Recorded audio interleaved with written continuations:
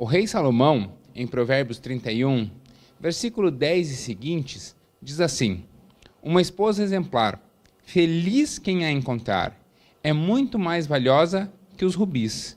Seu marido tem plena confiança nela e nunca lhe falta coisa alguma.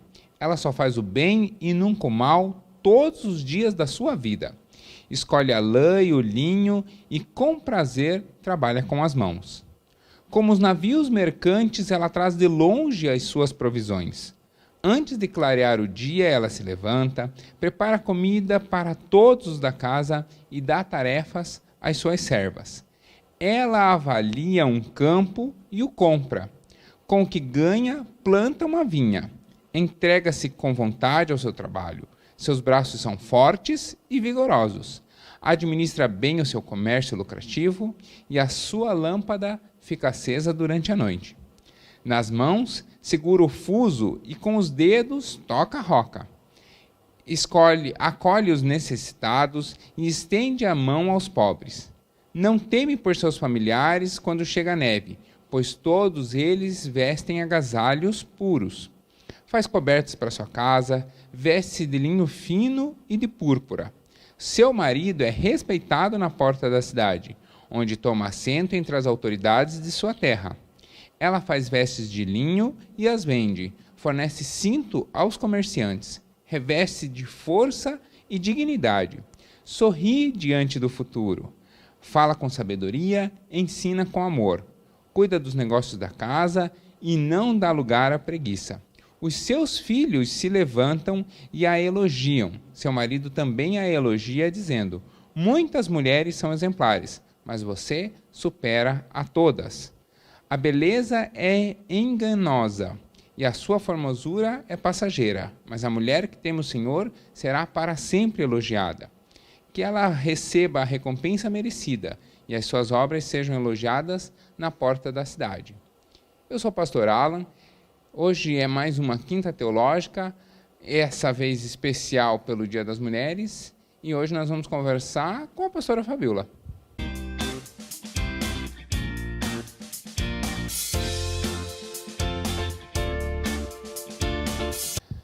Toda quinta, aqui no canal da Igreja Batista do Bom Retiro, você tem um estudo. Nas últimas semanas, nós temos estudado o que Deus tem feito na vida das pessoas da liderança da nossa igreja. Conhecido Deus atuando na prática, na vida, no dia a dia da nossa igreja. E a ideia é justamente essa, que nós vejamos que Deus, aquele mesmo Deus que nós estudamos nas Escrituras, ainda age e ainda está presente em nosso meio. Por isso, se você tem qualquer sugestão, se você tem qualquer dúvida, pode escrever aqui nos comentários, eu leio todos os comentários e, na medida do possível, eu vou respondendo. Do mesmo modo, eu queria te convidar para ir lá no canal do Teu Legal, depois desse vídeo, para você ir lá no canal do Teu Legal, porque toda terça, às 19 horas, eu publico um estudo, que é chamado de A Bíblia Explicada. Nele eu vou lendo um trecho das Escrituras e explicando. E eu também queria te fazer um convite essa semana, para que você entre em contato com esse e-mail, que é alunoibbr@gmail.com, para saber da nossa EBD. Então, as turmas começam no próximo fim de semana e as salas já estão prontas. Algumas turmas já têm até uma aula disponível lá para você. Então, entre em contato se você quer estudar conosco, fazer parte de alguma turma da EBD, entre em contato aqui pelo e-mail ou pelo site da IBBR para conhecer as nossas turmas.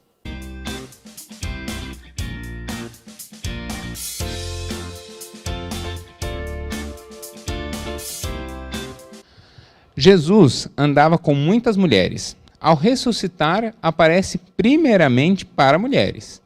As mulheres exercem um papel significativo em toda a história do cristianismo. Mesmo no Antigo Testamento, Deus nunca subjugou ou desvalorizou a mulher.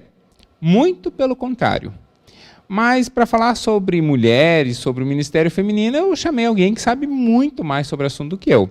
Eu chamei hoje a pastora Fabíola. Tudo bem com a senhora? Tudo bem, pastor.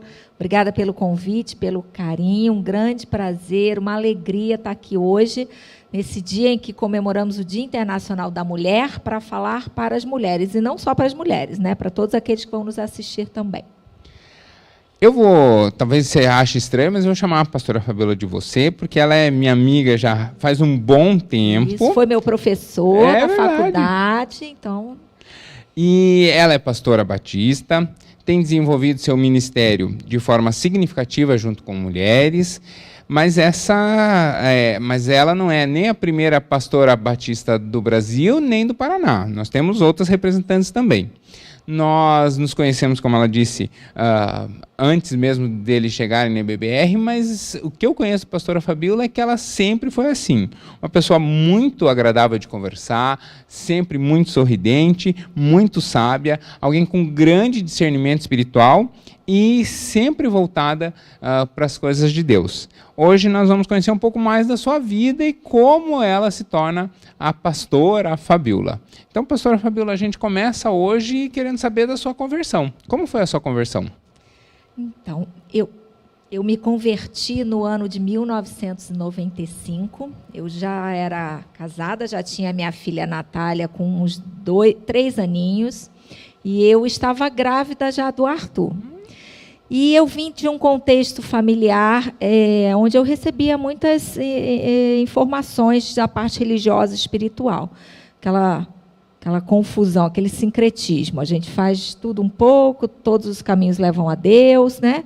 Claro que era um lar católico. Eu fui batizada, eu fiz comunhão, não cheguei a crismar, casei numa igreja católica.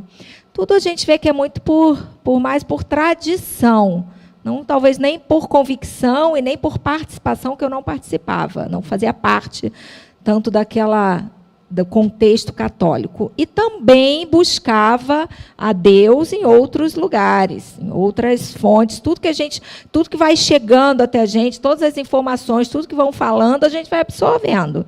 E a gente vai indo de uma forma muito curiosa, moderno, está na moda. Tinha coisa que estava até na moda, né? Então a gente vai.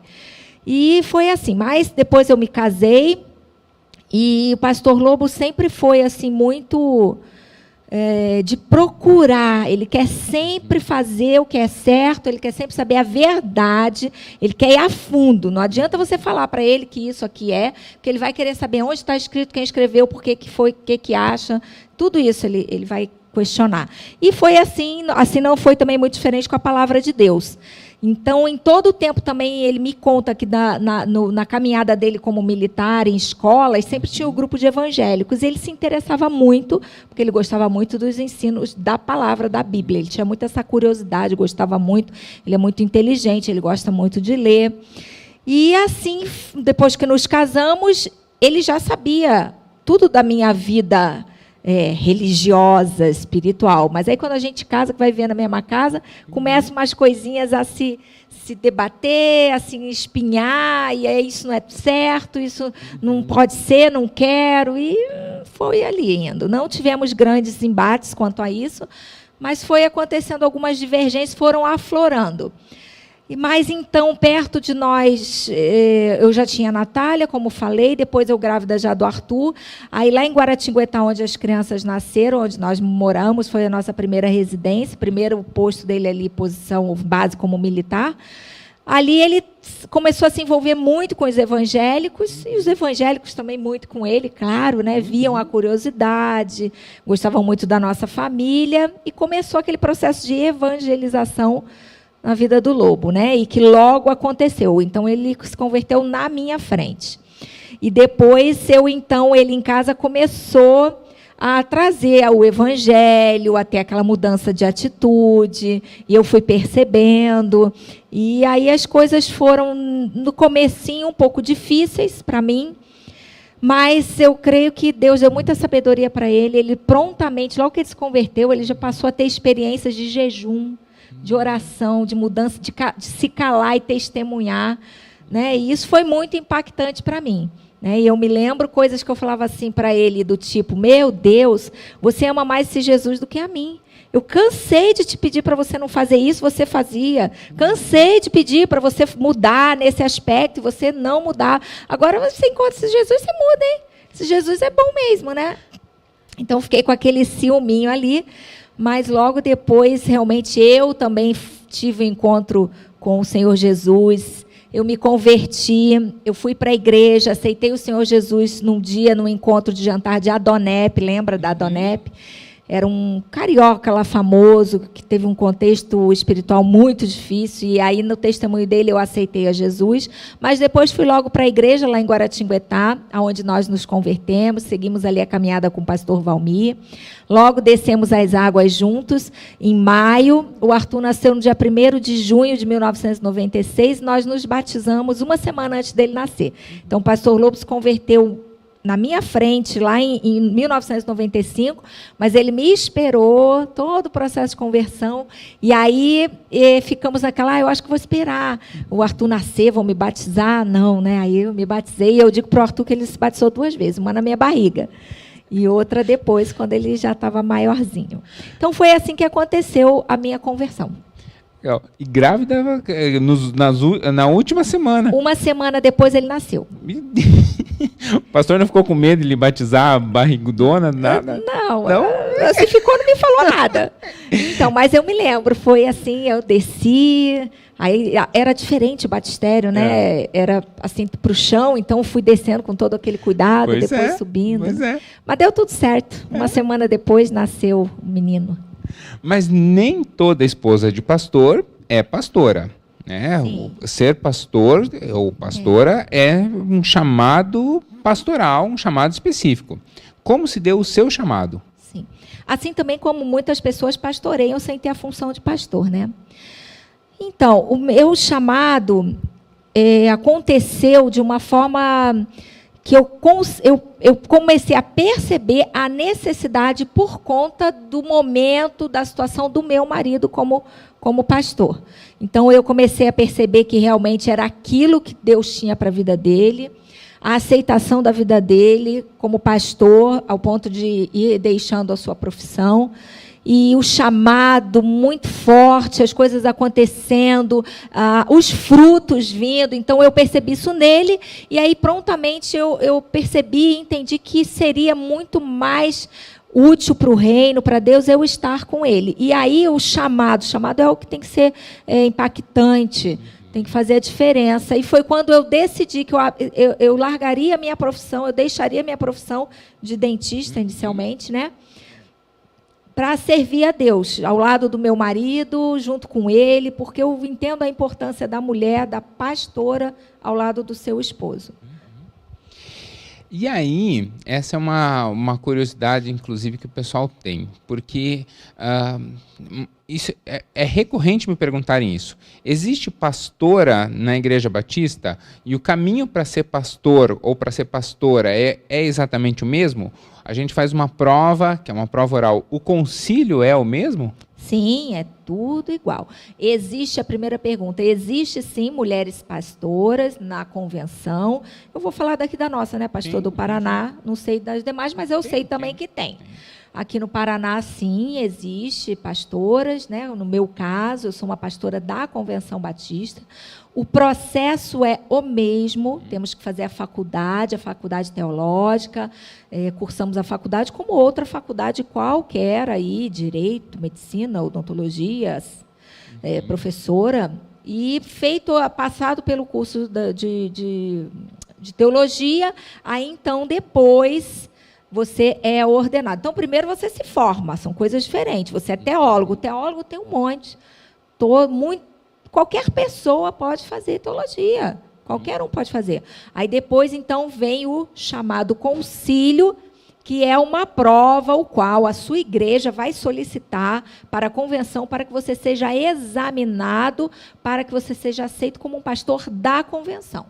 Todos podem fazer, desde que a sua igreja, o seu pastor, se ele se interessa, se ele tenha essa intenção, levar para a convenção essa hipótese e você seguir o caminho para você ser um pastor da convenção, um pastor reconhecido, vamos dizer assim.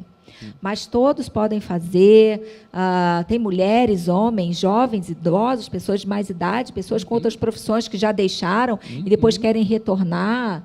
E é maravilhoso, né? Eu digo que aonde tem um teólogo, uma pessoa capacitada, formada, se tem um teólogo no hospital, numa escola, uma professora, é maravilhoso, gente, tudo é diferente.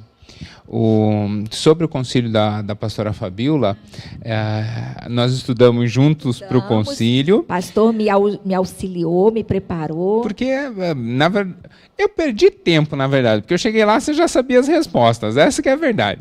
Mas eu acho que eu queria saber o que você queria que eu soubesse, é diferente. Mas, e aí eu tenho uma grande tristeza sobre o seu concílio, que é que eu não assisti. Porque você estava na função. Pois é, tinha no dia, acho que tinham 7 ou 8 concílios, né? Eram 3 ou 4 igrejas, tinham vários concílios, e aí eu estava lá sentadinho assim, pronto para, bom, eu vou na sala da pastora Fabíola, eu vou assistir lá, porque estudei com ela e tal. Aí, secretário, me indicaram, pastor Alan.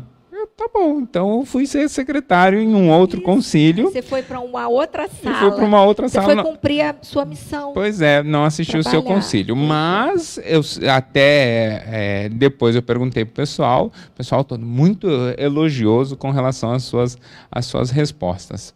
E aí quando terminou o meu, eu cheguei na sua sala, já estava a sala vazia, o pessoal indo embora e eu não pude nem ver o resultado. Mas fico feliz depois a gente compartilhar o mistério. Menos um para me deixar nervosa.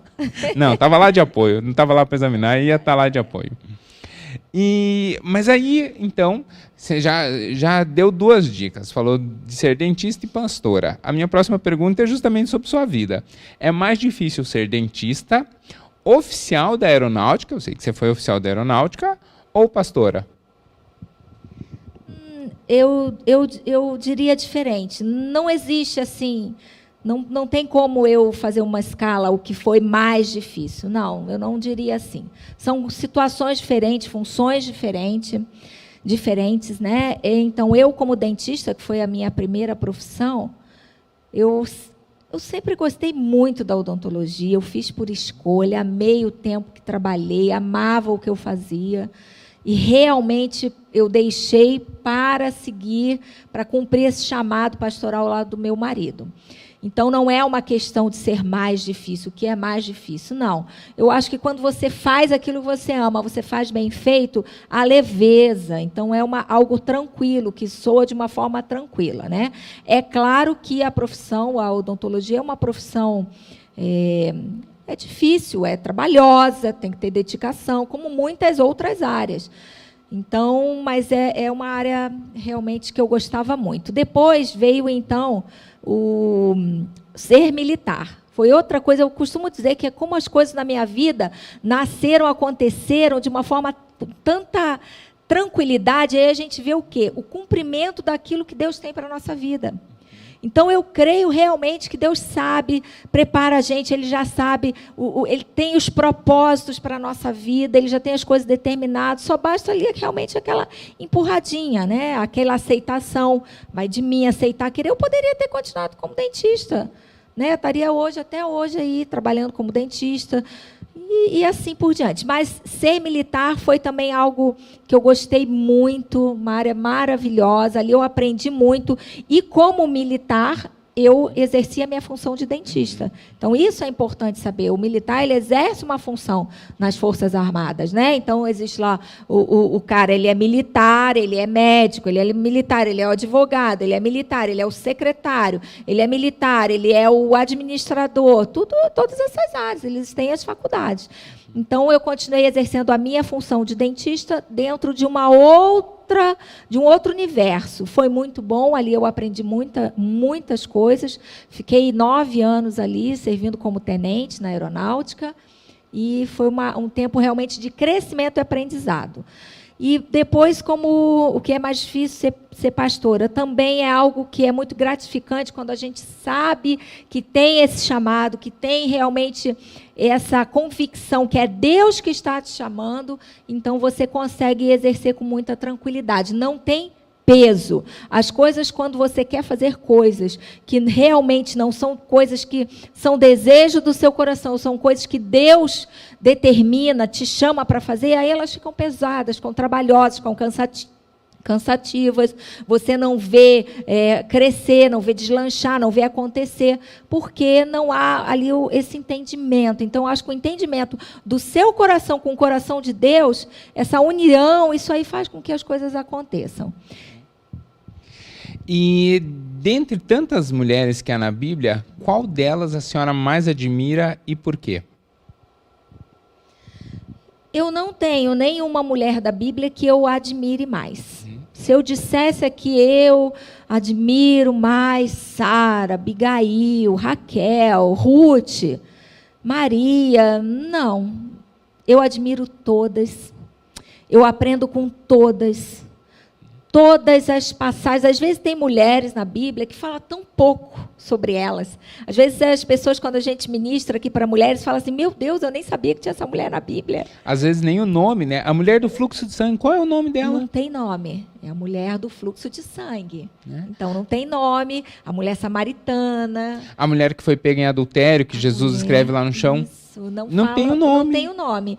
Então, assim, eu não tenho uma mulher que eu pudesse dizer assim, essa é a mulher que eu realmente idolatro, amo, idolatrar não, porque Sim. não é de Deus, mas que eu vejo ali algo tremendo. Não tem essa mulher. Todas as mulheres realmente nas suas posturas, nas suas atitudes, nas suas palavras, na forma como elas direcionaram uma situação, algo que estava acontecendo, onde elas estavam inseridas no contexto, naquele momento, para mim, falam de forma significante. Cada uma delas eu aprendo algo. Até mesmo, como o pastor falou aqui, às vezes é uma passagem tão rápida que parece tão insignificante, mas nada na palavra de Deus é insignificante, nada na palavra de Deus se perde, aí eu me atento àquilo ali. Vou falar, meu Deus, mas deve ter algo aqui diferente. O que está aqui significando? O que Axa significa para nós, aquela mulher ali, naquela palavra dela de querer fontes maiores, fontes...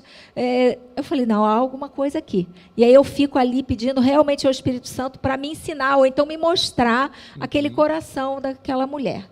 Então, todas as mulheres da Bíblia são realmente muito importantes. A Bíblia fala, em Efésios 5, versículo 22, o seguinte texto: mulheres, sujeitem-se aos seus maridos como ao Senhor, pois o marido é a cabeça da mulher, como também Cristo, a cabeça da igreja, que é o seu corpo, do qual ele é o Salvador. Você pode ajudar a gente com esse texto? Esse texto, como que ele precisa ser encarado? Dessa ideia de mulheres sujeitarem-se aos maridos, assim como os maridos se sujeitarem a Cristo, né? Assim como a igreja se sujeitar a Cristo. Como que a gente pode entender essa questão de sujeição? Eu entendo, pastor, essa questão de sujeição como estar debaixo de uma autoridade. Né? Esse texto aí é um texto muito falado, muito debatido nos ministérios de mulheres, entre as mulheres, em grupo de mulheres. Mulheres que realmente se rebelam, não querem, não aceitam essa palavra sujeitar. Talvez seja uma questão de semântica, né? De entendimento. Mas o que nós precisamos entender é que quando as mulheres elas têm um encontro com o Senhor Jesus, tudo tem que ser novo na nossa vida. Talvez existam outras palavras também na Bíblia que não soa bem, não cai bem. Mas a gente simplesmente não fica presa àquilo. Mas quando se trata de sujeição, homem e mulher, o negócio fica ali, parece que fica amassando aquele barro, fica pisando em cima, marchando, como a gente diz lá no meio militar, marchando sem sair do lugar, amassando barro. Não sai, fica naquilo ali, gera aquele ranço, preocupações tolas, bobagem. Mulheres, não se preocupem com isso. Se preocupem somente em fazer, em cumprir aquilo que a palavra diz. Mulheres, sujeitai-vos. Eu penso, quando eu olho para esse termo, eu penso em estar debaixo da proteção do meu marido. Eu acho isso tão gostoso, tão maravilhoso. Imagina você, o seu marido, seu esposo, aí quem tem, ou se você não tem, O pai também ele exerceu essa função, né, de ser cabeça na casa, uma autoridade, de você estar protegida. Isso é maravilhoso, é como as mães que protegem os seus filhos, de se sujeitar. E ainda mais, olha, quando fala a comparação, vocês homens sujeitai-vos a Deus. Nós temos que nos sujeitar a Deus também. Então, Deus é o nosso guarda-chuva de proteção. E ali estão os maridos, os homens, os cabeças dos lares, os sacerdotes dos lares. E debaixo dele está o guarda-chuva de proteção para nós, mulheres, a família, os filhos. E isso é maravilhoso. A gente tem falado tanto, não só aqui, mas eu tenho escutado, eu escuto em outras igrejas, outras mulheres, outras pastoras, outras líderes ministeriais, ensinando a mulheres a querer estar debaixo desse guarda-chuva de proteção. Isso é maravilhoso. Isso traz descanso. Traz descanso, é o contrário daquilo que vocês pensam. Muitas mulheres pensam que isso vai trazer peso, vai trazer jugo. Se ocorrer, que pode sim ocorrer, são casos isolados, disfuncionais, famílias, casais desestruturados que precisam ser cuidados, observados e com uma outra forma, buscar uma outra forma de ajuda. Precisa sim, porque inclusive, eu acho que tudo isso aconteceu também, pastor, por causa do tempo que nós vivemos lá atrás, um tempo em que a mulher era muito oprimida, não era a autoridade, era o autoritarismo sobre a mulher. E aí ela se sentiu muito acuada e, de repente, veio aquela outra onda de feminismo que levou a mulher para um outro extremo, né? E aí ficou tudo muito desequilibrado na cabeça da mulher. Uma hora querem reprimir a mulher, aí daqui a pouco ela mesma quer se liberar. E aí ela foge daquele princípio de estar debaixo de uma autoridade e que ela é muito boa, é uma autoridade protetiva para vocês, mulheres. A senhora tocou num ponto muito legal na sua resposta, que fala assim, se os papéis não estão sendo exercidos, há uma desfuncionalidade. E aí cabe à mulher também procurar ajuda, né, sem problema nenhum. Mas acho que é importante a gente salientar que se há uma desfuncionalidade, se o homem não exerce o seu papel, o pecado é dele. Sim. Então, a mulher pode procurar ajuda, aliás, não pode, deve procurar ajuda, mas ela deve fazer isso com a sua consciência, com a sua alma tranquila, de que o pecado, numa situação disfuncional dessa, é dele e não dela. Sim, sim. Né? E procurar ajuda, eu acho que esse é também o papel da mulher e da esposa, ver que o marido não está conseguindo desempenhar o papel dele, o papel que Cristo tem para ele como homem, como sacerdote, como líder do lar, ajudar e buscar ajuda correta. Ajuda na fonte correta, quem realmente vai ajudar. Não vai buscar ajuda na amiga, no vizinho, na amiga de célula, na colega. Não, buscar ajuda quem realmente vai promover ajuda naquele momento, naquela situação. É aí que isso piora mais ainda os relacionamentos.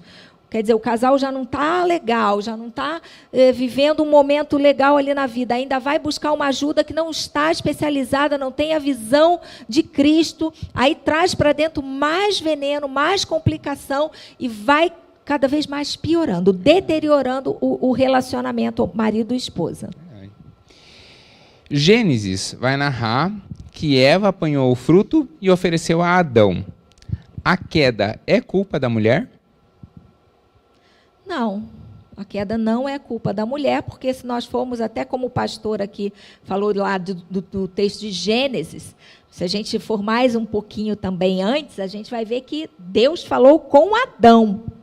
Deus deu ali a ordem para ele, sobre o fruto, o que ele ia fazer, como ele ia se portar naquele jardim. Foi para Adão, aí depois vem a Eva. A palavra de Deus não diz que Adão conversou com a Eva. Né? Que o marido e a mulher eles se conversaram, né? Aí vai que Adão lá, Eva, não pode comer aqui. Né? Aí sim ela seria responsável pela desobediência. Mas eu não, né, pastor, o senhor conhece a Bíblia toda, né? Bem mais que eu. Não diz que ele passou essa informação para ela. Então, eu não acho que a responsabilidade seja de Eva, não acho. Acho que Não Eu também sou dessa linha. Eu acho que Deus assumiu um compromisso com Adão. Com Adão. Né? Eu não gosto de especular, mas verdade. talvez se Eva tivesse oferecido a Adão e Adão tivesse dito não. Pois então.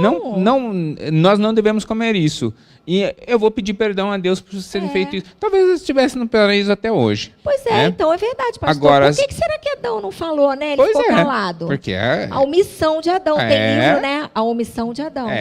Pois Agora, então... se fosse Caqui e eu fosse Adão, a gente já tinha... Não tinha dado tempo de criar Eva, porque eu amo Caqui. Ai, meu Deus.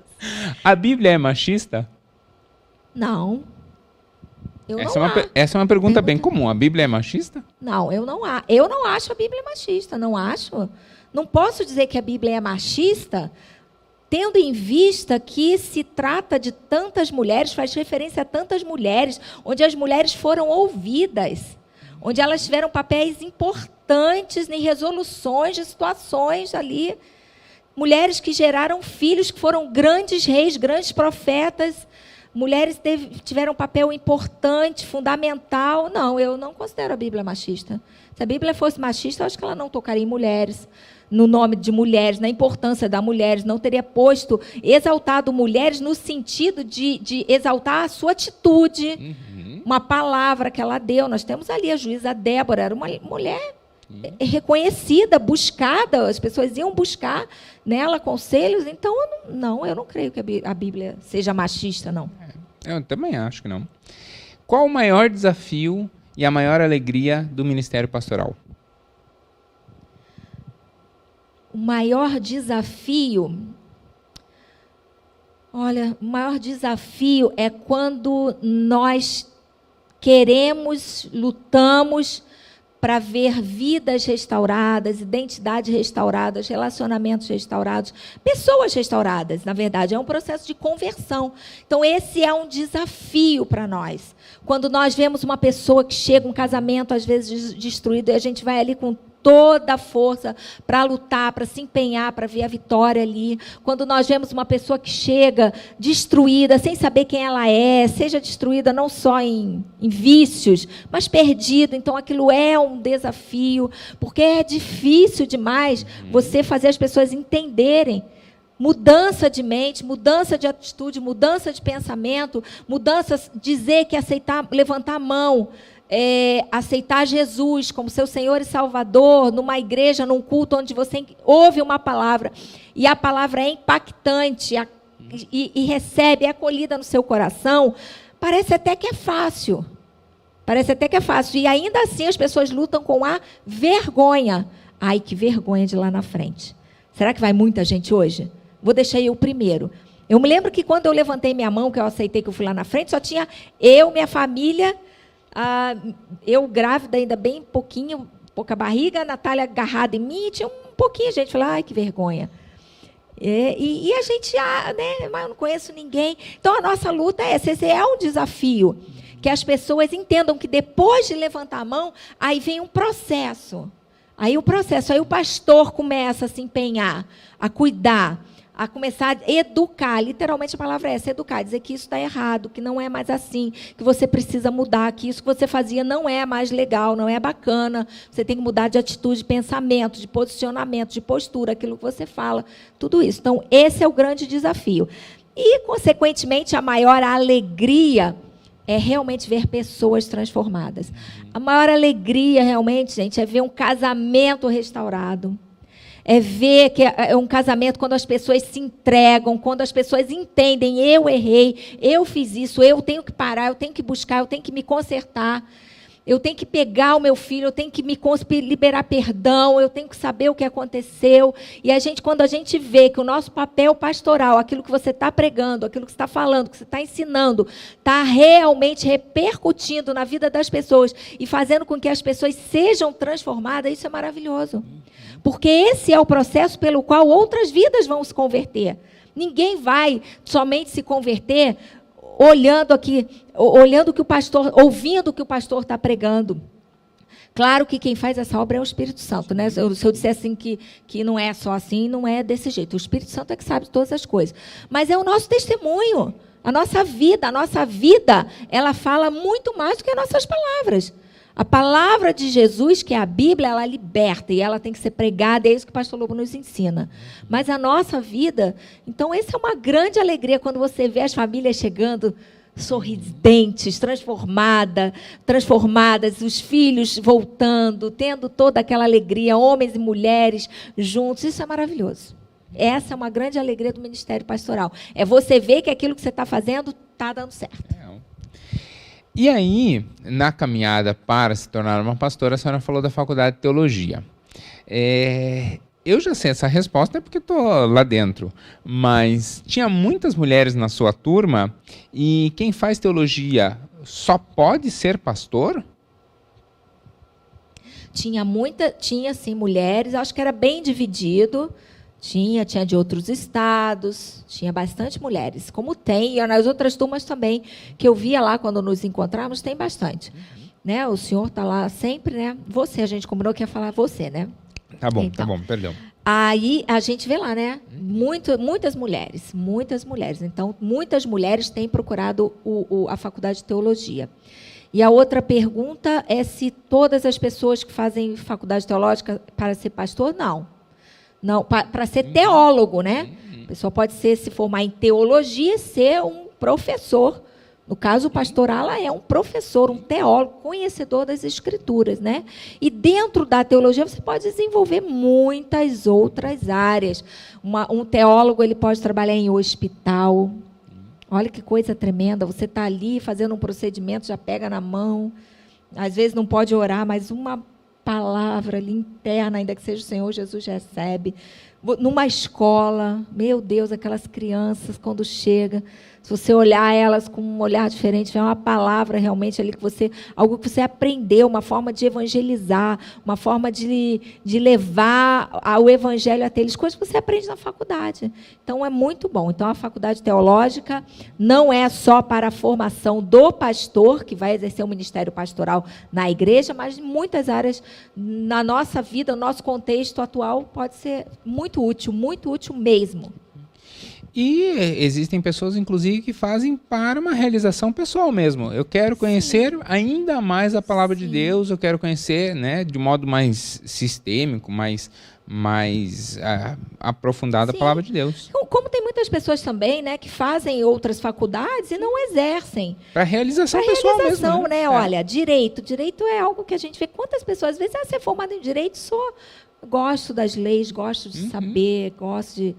Então, existe sim, realmente. Agora, o que eu acho também que pode ser um grande fator orientador para as pessoas é um critério até que tem na faculdade, aquele que quer fazer teologia, que ele vá buscar uma orientação pastoral, uma recomendação, se eu não me engano, é assim. Então, o seu pastor ele vai te dar a direção. Ele vai justamente perguntar isso, é uma entrevista. Por que você quer fazer? Quais são as suas intenções? É somente, não, é só para um conhecimento, para agregar na minha vida, ou não, Deus está me chamando, eu quero cumprir esse chamado do Senhor na minha vida, ou então vou fazer a faculdade, vai levar 4 anos, daí no decorrer a gente vai sempre conversando, sabendo o que Deus trabalhou. Muitas pessoas começam e largam, como muitas outras faculdades, né? Normal. Então é normal, como uma outra qualquer, mas é bom ter o pastor sempre direcionando, porque dali pode nascer um grande pastor. Verdade. Na caminhada cristã, e especialmente na ministerial, muitas mulheres buscam respostas e orientações. E aí muito do seu trabalho é justamente dar orientação e responder muitas questões de mulheres. Aí, às vezes, eu acompanho suas lives e vejo. Tem umas perguntas assim que eu vejo. Às vezes está lá, a pastora Fabíola, o pastor Lobo comentando. Eu acho que você nem reparou nisso. Às vezes a mulher faz uma pergunta e fala assim, essa daqui é uma boa para uma mulher responder. E aí, dali a pouco, a pastora Fabíola, então, essa tarará, tarará, tarará, e você responde. Eu fico ali tentando, é difícil, né?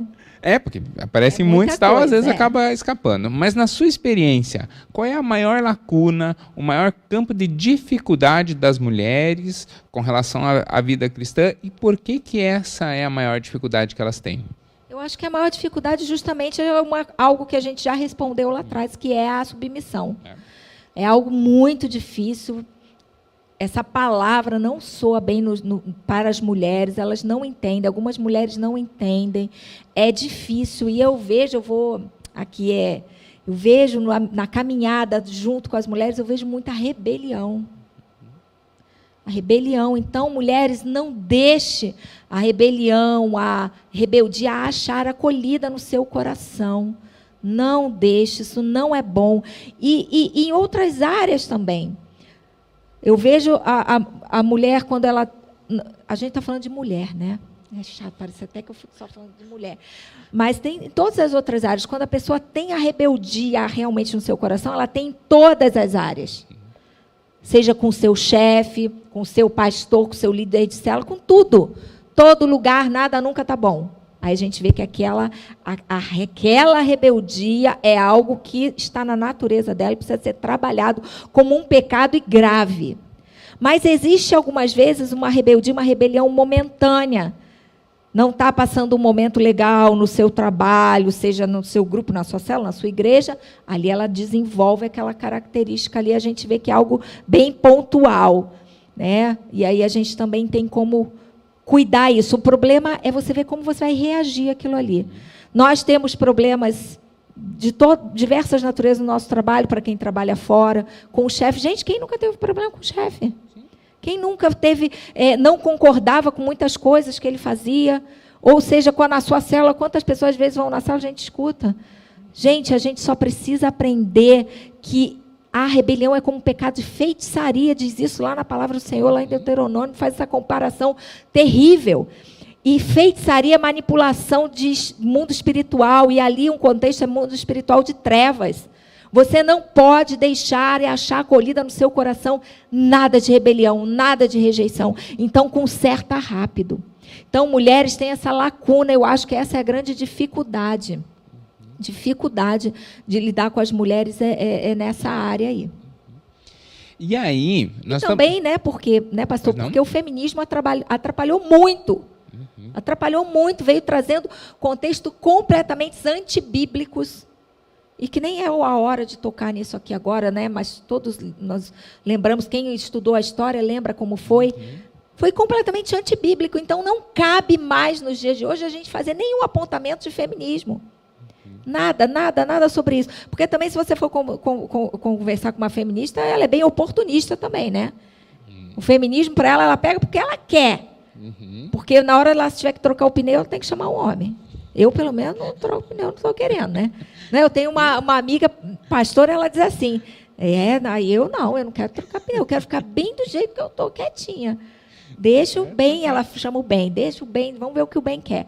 Então, são erros que aconteceram ao longo da nossa trajetória, ao longo da história, que vieram distorcer e, com isso, mudar muito a identidade da mulher. Mulher de Deus, mulher cristã. Se você é uma mulher de Deus, entregou a sua vida ao Senhor Jesus, se você tem a Bíblia como a sua base, você tem que voltar para a essência, que é a palavra. Agora nós vamos inverter, então. Hoje é uma conversa especial sobre a mulher, em função do Dia Internacional da Mulher, mas eu tenho essa pergunta aqui que eu acho... talvez justamente por ser homem, tem essa pergunta que eu acho extremamente pertinente.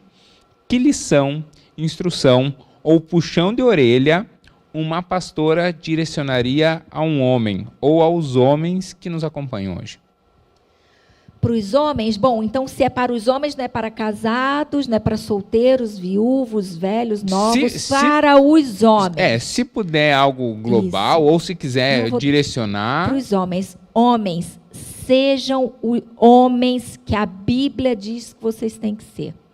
Sejam homens que Deus ensina e institui que você seja. Homens segundo o coração de Deus. Homens tementes a Deus. Homens debaixo da autoridade do Senhor Jesus.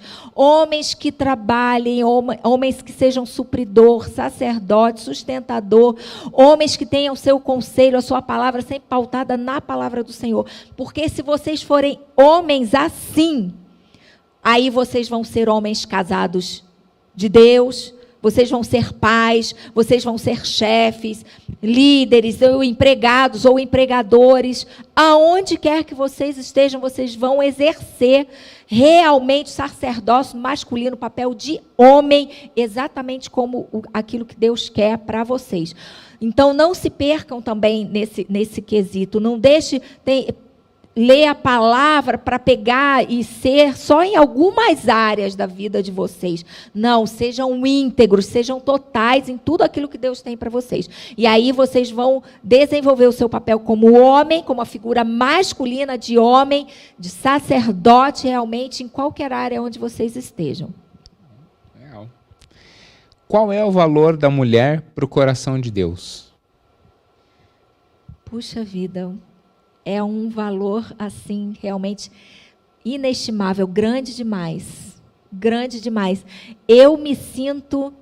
Eu poderia dizer assim, o ser humano, né? Porque Deus, quando Ele criou o ser humano, diz ali que Ele criou algo muito especial. A identidade, a semelhança de Cristo. Mas já que é para mulheres, é um papel muito valoroso demais. Tem um alto, não é nem preço, é um alto valor realmente, uma consideração. Eu me sinto tão amada. Agora você me fez essa pergunta, qual o valor? Eu estou olhando Deus me amando de uma forma tão grande.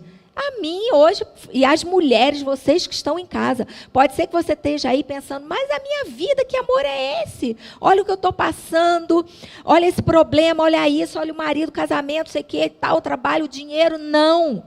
Deus ama vocês, Deus nos ama, e Deus ama a todos, ama você.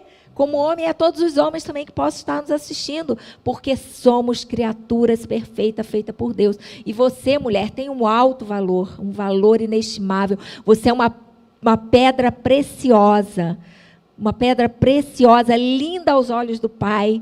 E o Pai ama você e Ele vê todas as coisas. Todos os momentos que a gente passa... difíceis, não significa que Deus não ama a gente menos. Agora estou com um problema aqui, estou desempregado, Deus não me ama mais. Nossa, agora aí, meu filho e tal, Deus não me ama. Então, Deus ama a gente sempre, o nosso valor é o mesmo sempre. E eu acho até que tem momentos que até mais. Sabe um pai e uma mãe, que quando um filho está doente, parece que a gente ama mais, né? Parece que a gente quer pegar, quer trazer para o colo, debaixo da asa. É assim, é simples assim. Deus nos ama, nosso valor é grande. Quando nós olhamos para Provérbios 31:11 e os versos seguintes, ali Salomão vai nos falar sobre a mulher virtuosa. É inclusive o texto da nossa abertura aqui. Então, ele vai dar uma série de características tal. E características algumas bastante estranhas para a mulher de hoje em dia. Que características uma mulher virtuosa teria se esse texto fosse escrito hoje? Hoje, realmente, o texto, né, ele fala ali as palavras, às vezes, parece que não se adequam. Faz casacos de lã e púrpura. Exatamente. Né? Então, parece que não se adequa mais a hoje, porque hoje só quem é costureira que confecciona casacos. Tem lá de plantar uma vinha. Sim, compra área e planta vinha. Eu tenho a impressão que é uma plantação, fez um quintal assim. Tem muitas mulheres que plantam, né? Aliás, voltaram a plantar. Você entra nos mercados, tem até as mudinhas. Sim. Coentro, salsinha, e as mulheres estão levando para casa para plantar. Mas eu vejo como características principais dessa mulher virtuosa, uma mulher sustentadora da sua casa, das necessidades do seu marido, das necessidades do seu filho, uma mulher atenta. A mulher virtuosa, ela está atenta. Ela está dizendo aí que ela costura, ela faz casaco. Na verdade, talvez seja hoje, nos dias de hoje, somente a mulher que cobre, que estende a mantinha sobre o filho, que vai ver a roupa, como é que está. Isso tudo é um papel da mulher. Então, é uma mulher que sustenta, é uma mulher que supre, é uma mulher que sabe o que tem na sua geladeira, nas suas despensas. Hoje em dia, a gente liga iFood, né? A despensa não tem nada, vão para o iFood. Quando pode, quando tem. Mas... muitas também já não fazem porque deixaram de fazer. Deixaram, não tem nada em casa, não consegue administrar a casa, não vê o que tem, o que está faltando, o que o filho precisa, o que ele gosta, o que gosta de comer. Gente, e aí isso é o papel dessa mulher virtuosa, é justamente esse, suprir. A mulher virtuosa nos dias de hoje, ela tem o controle. Olha aí, já que vocês gostam de controle, da palavra controle, você tem que ter o controle do funcionamento da sua casa. Saber o que tem na geladeira, o que vai tirar para o almoço de amanhã, se não tem, vai providenciar. Se não tem dinheiro, vai começar a orar, vai juntar com o marido para orar. Vai ver como é que os filhos estão, vai ver a lição de casa. Vai sentar, vai ensinar, vai ajudar, não sei, vou procurar alguém que me ajude, porque eles têm que estudar. Vamos ver o banho, supervisionar, tomou banho, escovou o dente, porque são coisas que a mulher... Olha, isso é o controle que você tem que ter na sua casa. Aí o marido chegou, você tem que cuidar o quê? Como é que ele está, como é que ele chegou, como é que está o coração dele. Não é só, às vezes, servir uma janta, largar uma janta em cima da mesa, mas não olhar nos olhos, não saber como é que está o coração. Por isso que a palavra de Deus, a experiência, a mesa nos ensina a sentar à mesa para juntar, para estar juntos, para olhar um nos olhos do outro. E tem momentos que a gente passa nesse mundo aí, trazendo essa mulher virtuosa para hoje, a modernidade, o mundo atual, que as coisas estão diferentes. É um trabalhando, os filhos na faculdade, estudando. Eu me lembro quando a minha filha passou para a faculdade à noite. Para nós foi algo muito diferente. A gente criou no coração assim, não, vamos ver se no próximo semestre ela consegue mudar. Porque a gente tinha na cabeça que a noite é horário, passou das 7, já está todo mundo em casa. Tudo bem que foi o inglês, voltou, foi para lá, para cá, já estamos ali. Mas isso não aconteceu, ela ficou os 5 anos à noite. E aí essa mulher sábia, virtuosa, você tem que readaptar todo o contexto do seu dia a dia, da rotina da sua casa, para você continuar sendo essa mulher e você continuar cuidando da sua filha, saber onde ela foi, como ela chegou, como ela tá, como é que está o coração dela, não deixar os distanciamentos. Então, mulher virtuosa aí de Provérbios 31, é sim uma mulher que não mudou, não passou, não ficou para trás, mas é uma mulher que nós podemos adequar ela para os dias de hoje. Adequar, não é mudar não, hein? Não é mudar, não, isso já não é mais, já não serve mais, não. Somente fazer as alterações para os nossos dias de hoje. As ações mudaram, mas os valores ainda são os mesmos. Os mesmos sempre, os mesmos. E aí, dentro da sua trajetória como esposa, uma dos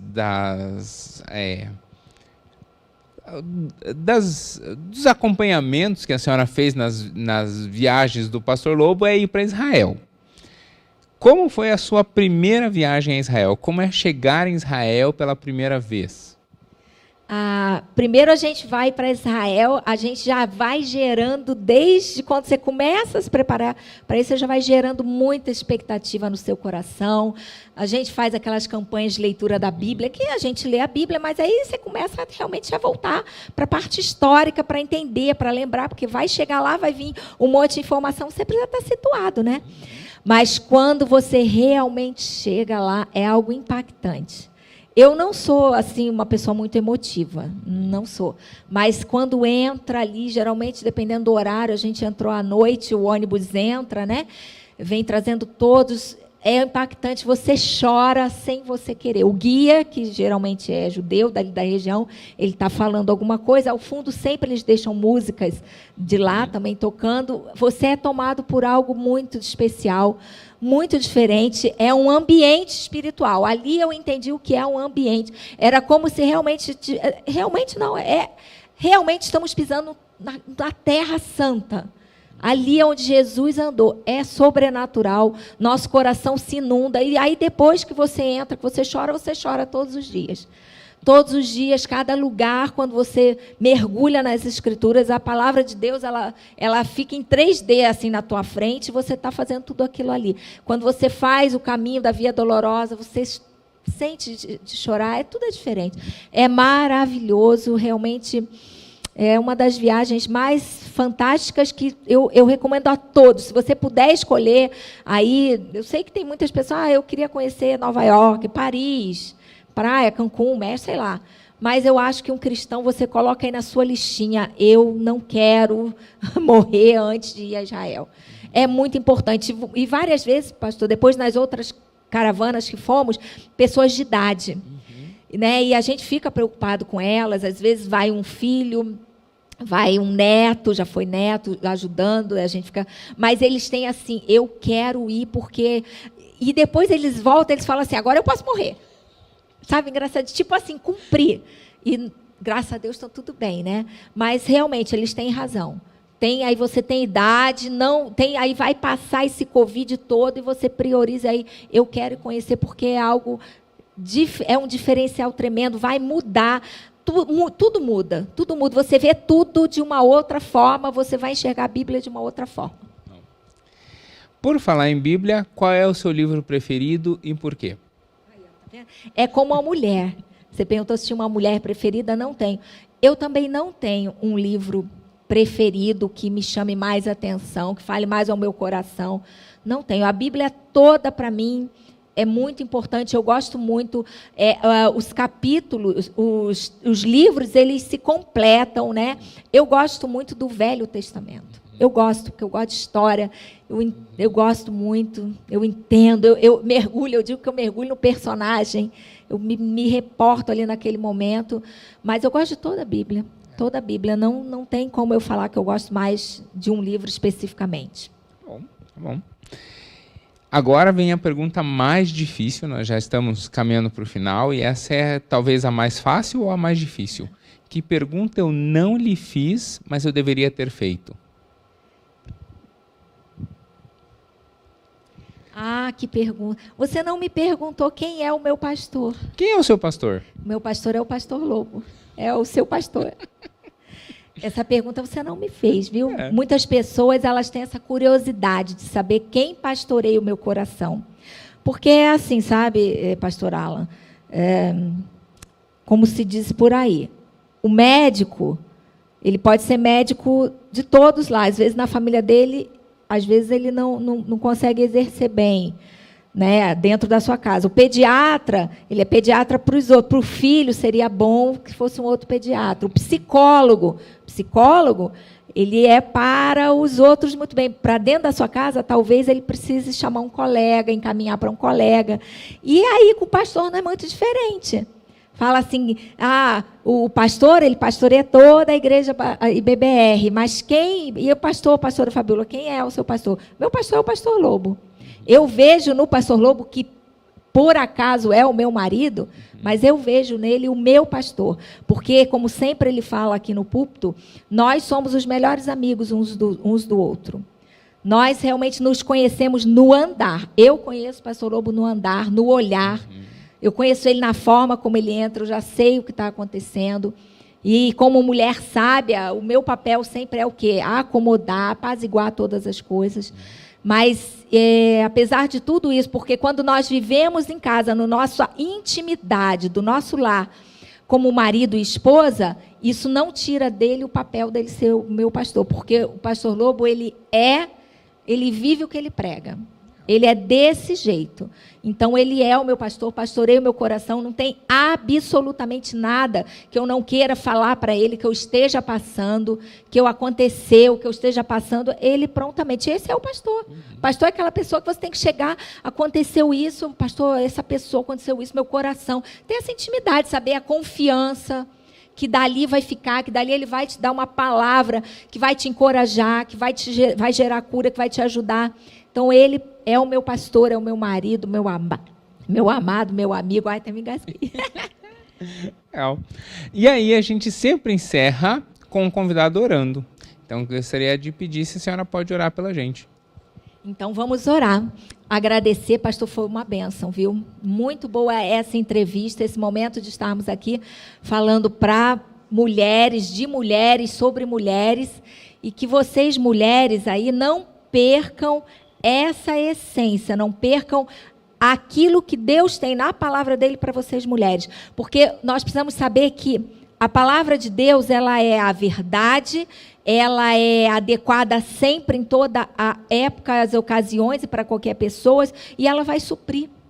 Então, não existe assim, essa é para mim, essa é para outro, não para ele, serve para mim, não. Não, a palavra de Deus é para todos, é para você que está aí na sua casa, nos assistindo, independente do momento que você esteja passando. Amém? Então, vamos orar? Posso orar? Feche seus olhos, vocês que nos assistem, mulheres aí na sua casa. Quero orar por vocês. Pai, em nome do teu Filho Jesus, Senhor, eu quero colocar agora a vida de cada mulher nas tuas mãos. Senhor, agradecer pela vida delas. Muito obrigada, Deus, que As mulheres, Senhor, nasceram no seu coração. O Senhor ama as mulheres. E que cada mulher agora na sua casa, aonde quer que estejam, assistindo agora, que elas sintam o toque do Senhor, do Teu Espírito Santo, que o Senhor esteja entrando na vida delas, na casa delas, fazendo tudo novo, tirando tudo aquilo que não venha do Senhor.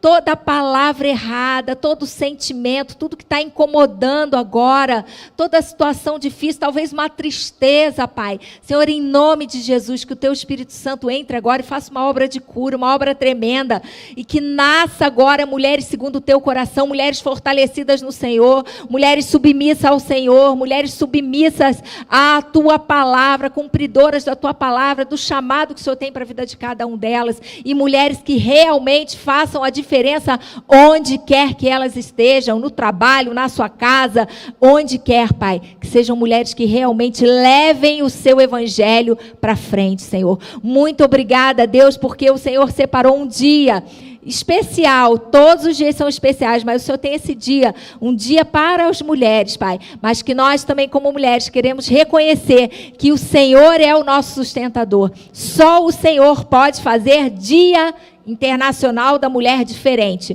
Só o Senhor pode fazer uma mulher diferente, Pai. Muito obrigada, Deus, por cada vida, cada mulher, em nome de Jesus. Amém. Amém, amém, queridas. Parabéns pelo seu dia. Pastora Fabíola, muito obrigado pela conversa.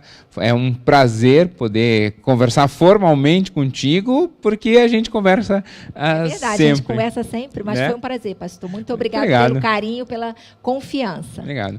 E eu queria também encerrar, então, desejando um feliz Dia das Mulheres, lembrando que 8 de março é o Dia Internacional das Mulheres, porque houve mulheres que passaram por desafios. E esse desafio, então, foi reconhecido, tanto que chegou a marcar o calendário internacionalmente.